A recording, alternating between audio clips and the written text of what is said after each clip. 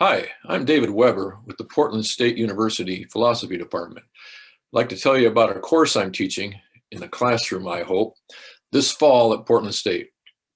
The course is Philosophy 308, Elementary Ethics. It's an introductory course in philosophical ethics or moral philosophy. The subject matter of ethics is the way we live our lives. Perhaps better, the way we should live our lives and shouldn't live our lives. We might also say it's about what's a good way to live our lives. Believe it or not, right here, we've already opened a question, namely the relation between the good life and what we might call the should life. After all, I don't know about you, the good life seems a little more focused on me, and maybe even a little bit more self-centered. What's the good life, for me? The should life, or the life of morality, sort of innocently thought of, has to do with maybe other people, those affected by me. And I think right here we've just gotten into a can of worms. People from all over the world have been digging into this can of worms for a long time. The question of what's good and of what's should is obviously an important question for each of us.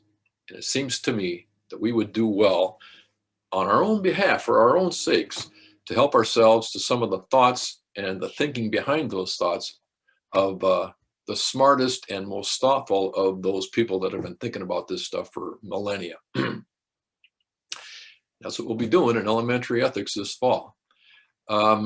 Here are some questions we'll think about in that class. What matters? What really matters when it comes down to it? Should I ever sacrifice my interests for the sake of other people's interests? I think it's at least obvious. I think it's obvious that at least sometimes I should, sacrifice some little thing for some big thing. Some people think that we never should. Some moral philosophers think we never should. Other people think it's impossible for me to sacrifice my interests for other people's interests. There's always something in it for me, no matter what I do. That's what some people think. Actually, I'm related to people who think that.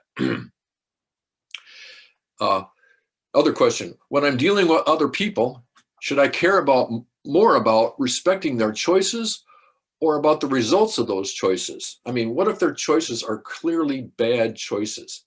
The choices are going to make them miserable. Should I interfere?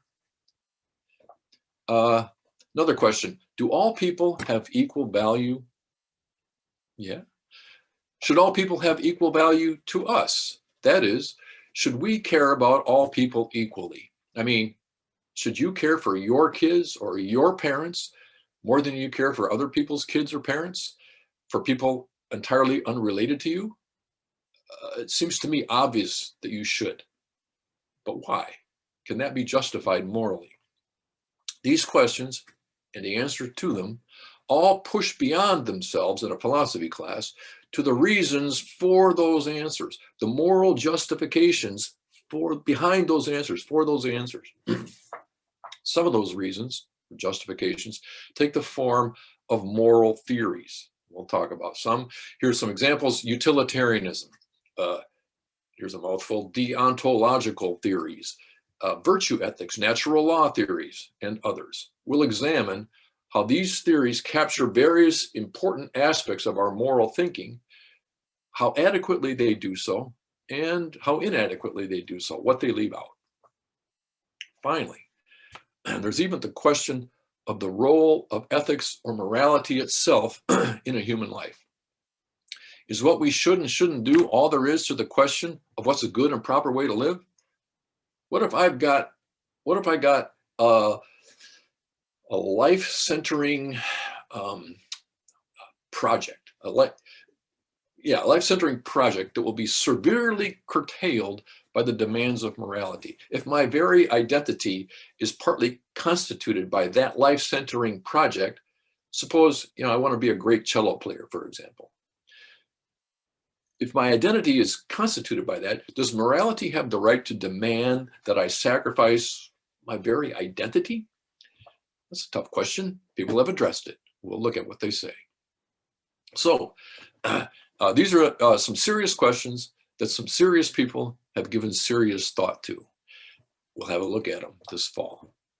Finally, I should note there are many terms and concepts that have been developed by these serious people. And if we get them under our belts, learn what they are, learn to use them well, we'll be better placed to think about these questions ourselves, for ourselves, in a serious manner. There are a ton of these concepts. Here are a few arbitrarily selected. I just threw these up here. Egoism, altruism, autonomy, dignity, respect, agency, pleasure, happiness, virtue, nature, human nature, obligation, modality, whatever that means, consequentialism, duty, bad faith, good faith. The list goes on. You're invited, I invite you to consider these questions and those concepts at the foundations of good thinking and about good human living, at the foundations of good thinking about good human living in Philosophy 308U, Elementary Ethics, this coming fall term. If all goes well, this course will be held on campus in some classroom Monday, Wednesday, and Friday afternoons from 3:15 to 4:20 p.m. It would be great to see you there.